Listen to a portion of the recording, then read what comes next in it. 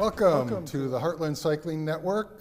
Today's show, I've got a very special guest, Julie Harris with Bike Walk Nebraska. She's the executive director. So we're really talking to the top level here. So Julie, tell me a little bit about Bike Walk Nebraska. What is it and what do you do within Bike Walk Nebraska? Sure. So first of all, thank you for having me here. Bike Walk Nebraska is a nonprofit. It is the state bicycle and pedestrian advocacy organization. Okay. So we advocate for safe and accessible biking and walking through partnerships, education, and advocacy.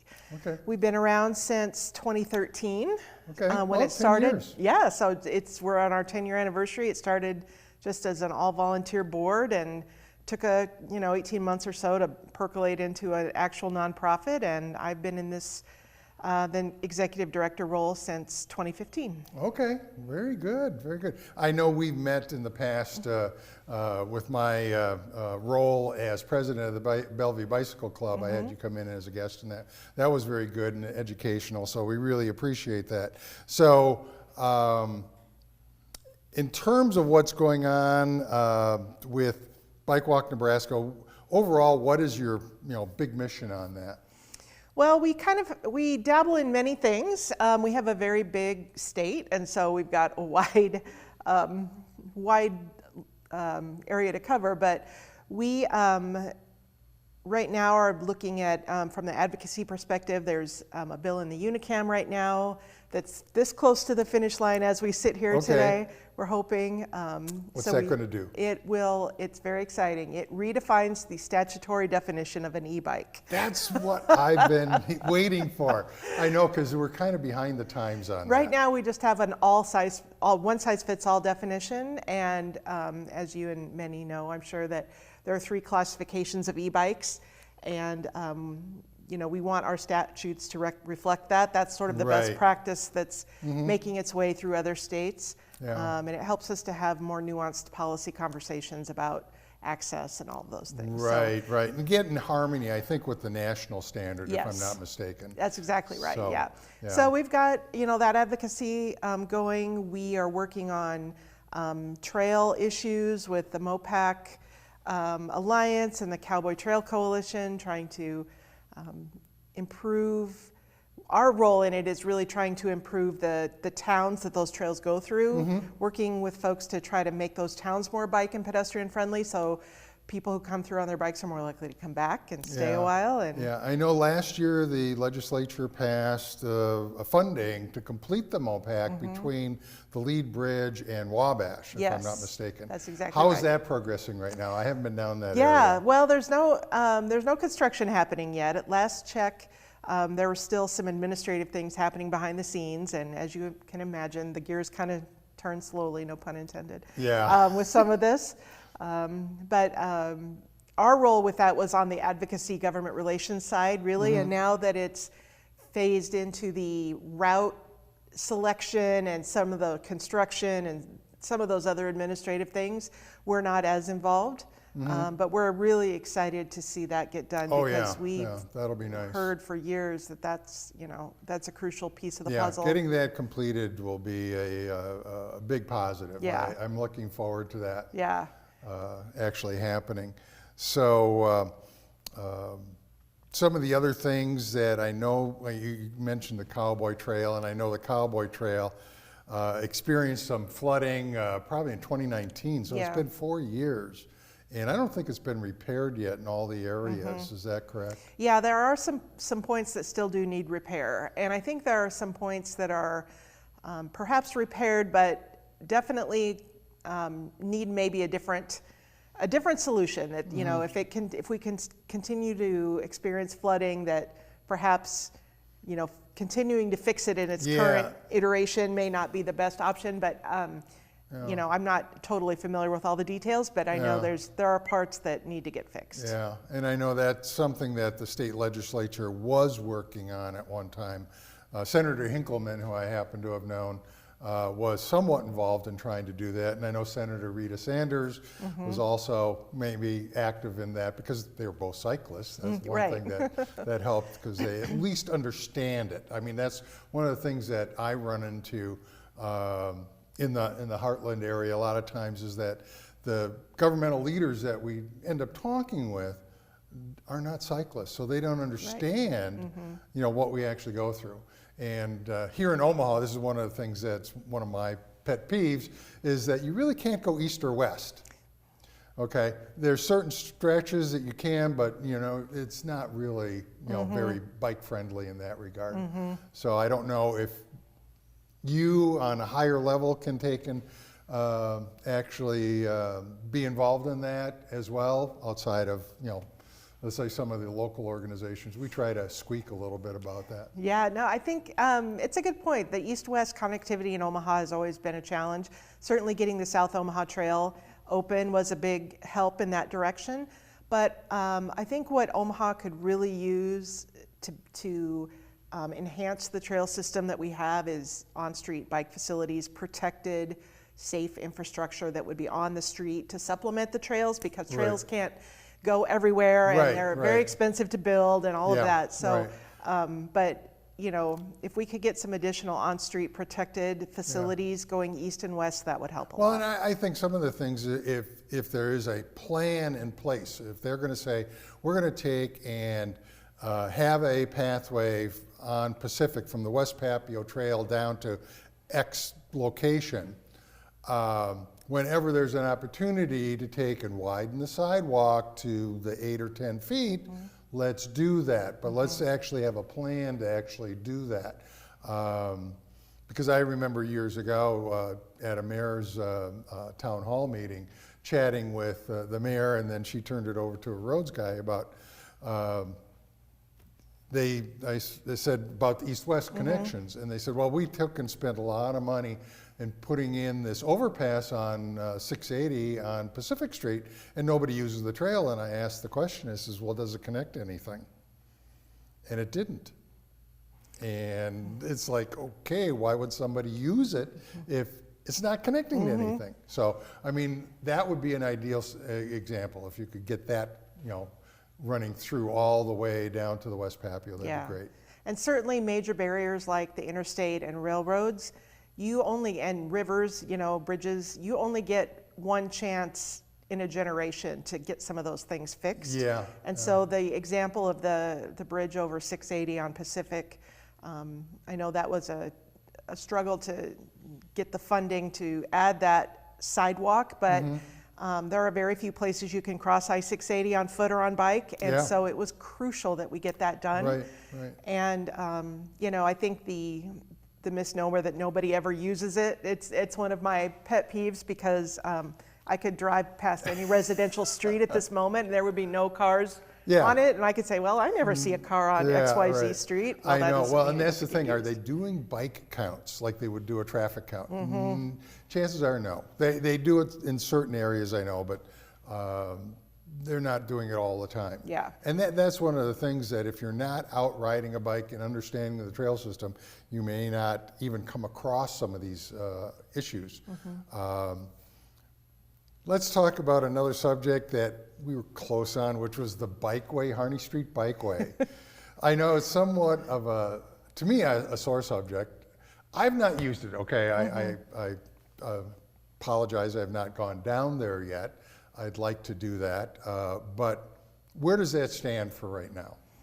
Well, as you know, we, Bike Walk Nebraska, we were instrumental in getting that put in. We had a funder come to us to say, you know, what if we did a pilot project, put it in place on Harney, do the data collection, you know, evaluate it every which way to sort of do proof of concept.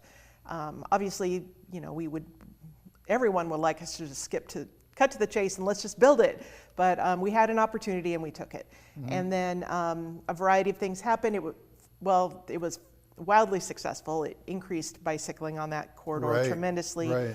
Bike share usage, the stations along that corridor went up dramatically. We talked to business owners who didn't have any problems with it. Folks who were previously riding scooters on the sidewalk were now using the lane instead of the sidewalk. So all kinds of great outcomes. But some behind the scenes issues with the process and decision making led us to a position where we had to step back and let the city and others just kind of take it over. Okay, why was that Harney Street selected for that area? Yep. Well, that's important. That's an important. It is. So Harney Street is a one-way, as you know, and it had, I think, 4 lanes at one point, all going eastbound, and it just was way overbuilt. There wasn't even close to the amount of traffic that you would need for to have 4 lanes. So there was space. There was a full lane of traffic that didn't need to be, or full lane of pavement that didn't need to be dedicated to cars. So that was the first thing. There was actually space for it. Second, it had access over the interstate with a bridge. That is a key. Yeah. You know, it connected midtown to downtown, which was what we were looking for. And, you know, there were lots of key destinations along the way. You know, there were other streets that were looked at, but, you know, the Harney ended up grading out our best option. And certainly, you know, we could have told him that many years ago, because it was, you know, that was a project that was on the books a long time ago, was a protected bike lane on Harney that kind of slid off the radar screen and didn't continue. So, you know, it was a good experience. It definitely showed that it will get used.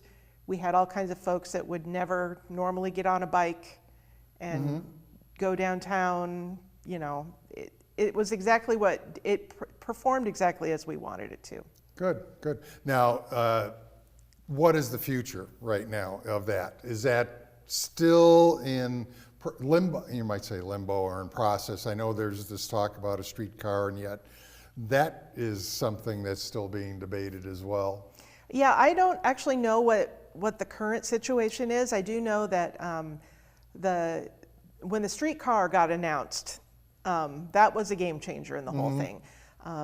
You know, and when we learned that Harney Street was likely going to be the route for the streetcar, and that they were going to tear up Harney Street anyway to construct the streetcar, that's when we said, well, you know, we know this was a pilot with a specific end date, but it's working so well, let's just keep it in place. If we're going to tear up the street in 18 months anyway, let's just keep this here because it's working so well. Right.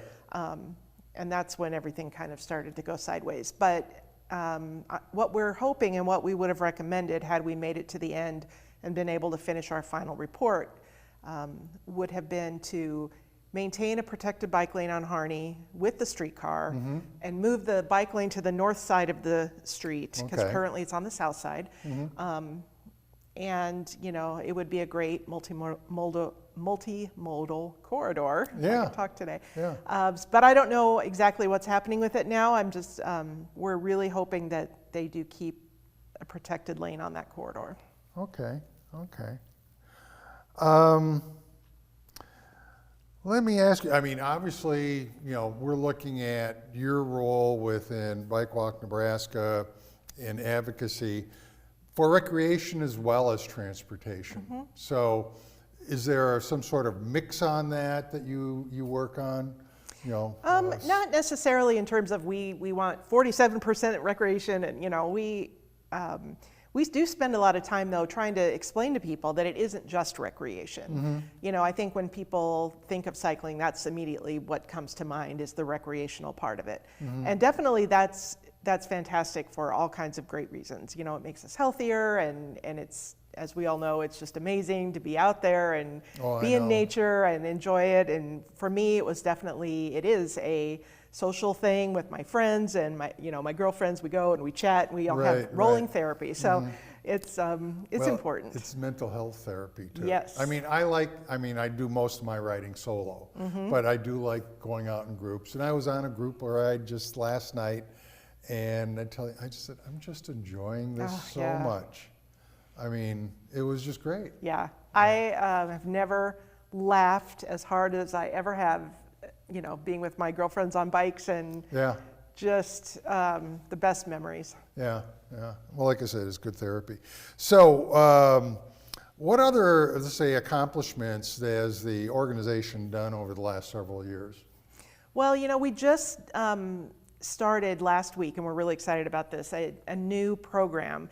We've not been in the programming business because we lack capacity and it's just hard to think statewide when it comes to this. But we just started a new adult Learn to Ride program. Okay. And it was just, it'll restore your faith in humanity, let me tell you. So, over the years, we wouldn't be bombarded with calls, but every so often we'd get a call or an email from somebody saying, hey, I never learned to ride a bike as a kid. Could you teach me? Do you know someone who could teach me? And there's lots of resources for kids on bikes, but this was definitely a gap in the system. And when we started thinking about how it intersected with our equity work in terms of folks who don't have access to vehicles, maybe one-car families, refugees, immigrants, under-resourced families, whatever it is, this made a lot of sense. So we had our friend Rich Carlson, who runs the Bike New York education program. Okay. He's a Nebraska native and a Creighton graduate. He came back and taught us how they do it in New York City. Their curriculum, it's very simple. It's just like little kids. You make Strider bikes for adults. Oh, really? And you coast along, and then you put the pedals back on, and before you know it, they're off and running, and so off and pedaling. So we had instructor training last week, and then we turned right around and had a class of 6 folks. 5 out of 6 were pedaling with giant smiles on their faces by the end of the class. We had one that didn't quite get to pedaling, but she was definitely making really good progress. And we're really excited about this. Would they find out about that on the website? So we've just had the one class so far, but we're going to be very soon talking about how to expand it in the Omaha area. We want to expand it to Lincoln as well, and then we're hoping to expand our instructor pool so that we can do this statewide. Right, because it's something that, you're not going to be watching online. You're going to be doing this. Exactly. This is something you have to do. And I think that's kind of exciting, especially with, like I said, a lot of people that either haven't been on a bike for years or have never ridden a bike. And now with, the advances in bike technology and primarily e-bikes, people are getting out on e-bikes. And Heartland bike shares out there, and there's numerous opportunities for people to actually rent one of those bikes and go for quite a while. It's just fun. And having said that, if you haven't been on a bike in a long time or don't know how to ride one, getting on an e-bike, first off, may not be your best option. No. Well, if you do, don't turn the power on. That's right. Just don't put it on the power assist. This is one of the things that I learned from when I worked at a bike shop. So don't go on turbo to start with. But we're really excited about that. And then we're going to be bringing back the Nebraska Bike Walk Summit that we used to do, and COVID sort of derailed that for a couple of years. But we've got that, and then of course we've got our Golden Ride Bike Fest. That's and I know something that's on your else list. I wanted to touch upon. In fact, I just registered last night Excellent. for that. Because that'll actually be my first multi-day bike event. I've not done anything like Bran or Ragbri or anything multi-day, so I figured this will be a good test. It is. It's really fun. It's a 2-day, so you don't have to take a whole week off. So that's a big It's plus. the weekend of September 9th and 10th this year. Okay. We always have to. This is our 3rd year, and we're sort of at the mercy of the football schedule. We can't so launch. That's why it moves it around. So the event starts in Lincoln and goes down to Beatrice, stay overnight, and come back. So we can't launch out of Lincoln on a game day. That's just not going to happen. Yeah, it's on the Homestead Trail. It's on the Homestead Trail, which is basically packed limestone. Yeah, it's like the Wabash Trail here. Like the Wabash, and the Wabash is easily rideable by most bicycles. Yes. If you're on a road bike that happens to be with like super narrow tires, probably not the best. The wider the tire, the better, but you should be able, for most bikes, be able to do that ride. Yeah. So it's about 42, 43 miles one way, but there are little towns about every 10 miles along the trail, and they pull out all the stops to create these great rest areas for the riders. There's entertainment, there's beer and cocktails and soda and water and lunch and breakfast burritos. There's just great. Be great. And entertainment. First year we did it, there was a Husker game going, so they had the Husker game on TVs in the park. So, you just kind of have to make it 10 miles at a time. There's no rush. It's not a race. To your point, most any bike, you can do it. And we build this as it's for everyone. And if you don't have camping equipment. There are hotels to stay I at. was going to say, yeah. And we also have an option, UNL, Outdoor Adventures. You can rent their equipment if you want to. So if you just want to dip your toe in the water, this is a great event to try it. Well, I used to do a lot of backpacking. So I have a lot of equipment. So now I'm going to be doing bike packing. It would be a first time for me doing that and as and we'll carry all your stuff Well, too. that's the other thing That's for the those other real people. big Yeah. advantage. You don't have to haul it. Yeah. Well, I still want to do it just because to say I've done it. Okay, that's fair. Yeah. We won't preclude you from doing Yeah. that. I may change my mind on the way back. We'll have to see. That's fair. So, and what does that actually do? I mean, there's different registration deadlines. I know I took advantage of the early bird. Yeah, super early. Yeah, super early bird registration. But the registration helps out with the transporting of your stuff.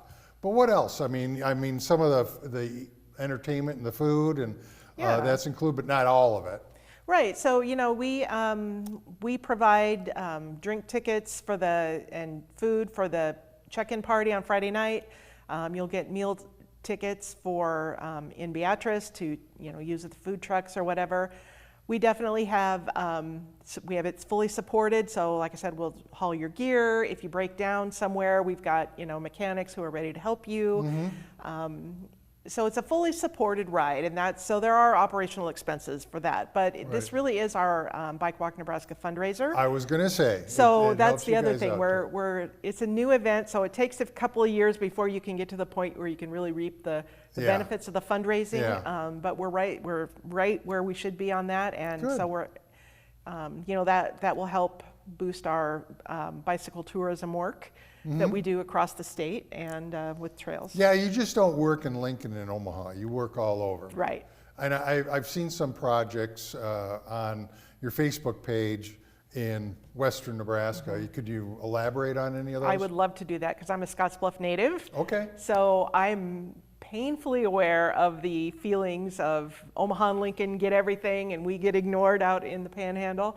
So it's very important to me that we not forget that there is a state east of Lincoln. Your Bike Walk Nebraska. Nebraska, exactly. Okay, I understand that. And so yeah, we've worked in a variety of communities, smaller communities across the state with local health departments. Spreading the word about complete streets policies and how to make your city more bike and walk friendly because it improves health outcomes. Scottsbluff Gearing has just got a lot going on, great events, and they most recently announced that USA Cycling is bringing their inaugural gravel national championship race to Gearing. Wow. Which is huge. Gravel riding is very big. Yes. It's getting very big. And USA Cycling has never done that category of race before. And the scenery out there, of course I'm biased, but it is spectacular. And it's going to triple the size of Gearing, Nebraska. That's where it's going to launch out of.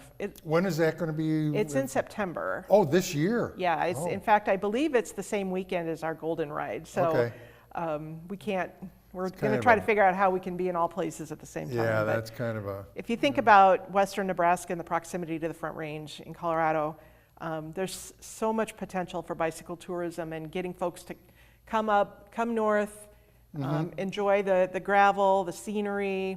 There's a great brewery in Scottsbluff, all of the things. Head up to Shadron State Park, enjoy that. Yeah. It's a real opportunity. Okay.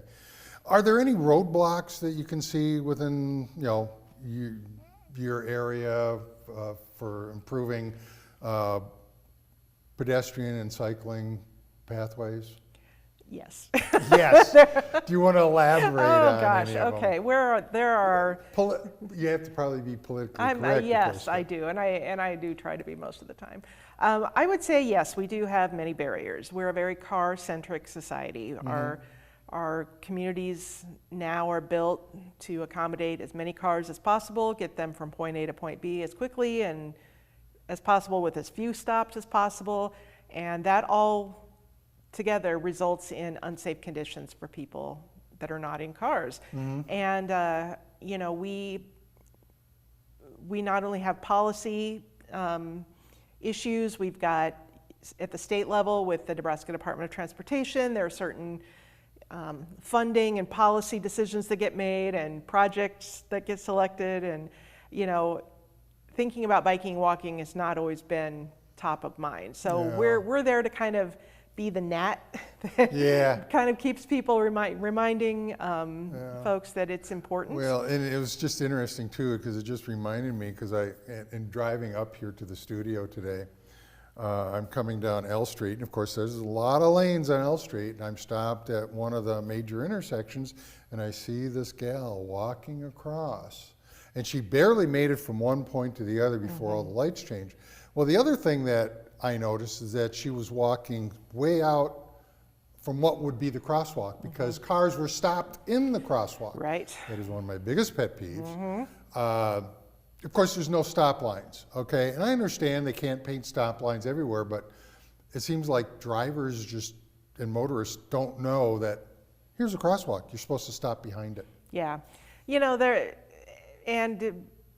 we run into that in towns big and small. I think my big soapbox issue is in our smaller communities across the state, where the state highways become local streets. So you might be on Highway 2, buzzing down the road at 65 miles an hour, but then you hit welcome to Broken Bow, and now it's Main Street. Yeah, well, I lived in West Point, Nebraska for a while. That's a perfect example. And 275 goes right through town, and yes. I think now it's is it 4 lanes on that section? Yeah, and what's crazy is that the swimming pool is on the west side of the highway.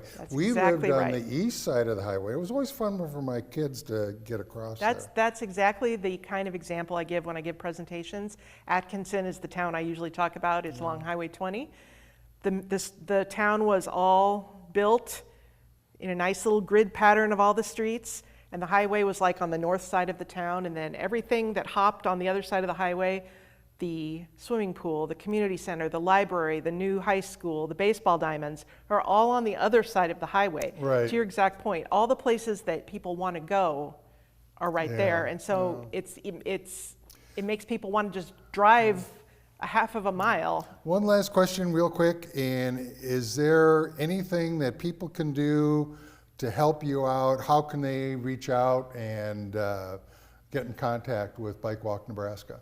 Right, so we are www.bikewalknebraska.org is our website. We're on all the socials. You can find us there.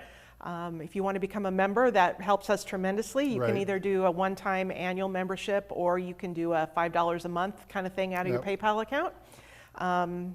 And support our fundraiser, Golden Ride. BikeGoldenRide.com is the website for that. Okay. And, be in touch and donate and become a member. It helps us a lot. Great. I appreciate you coming on to the show today. I just want to take and remind everybody that's watching that to help support Bike Walk Nebraska, and I also want you to pedal on.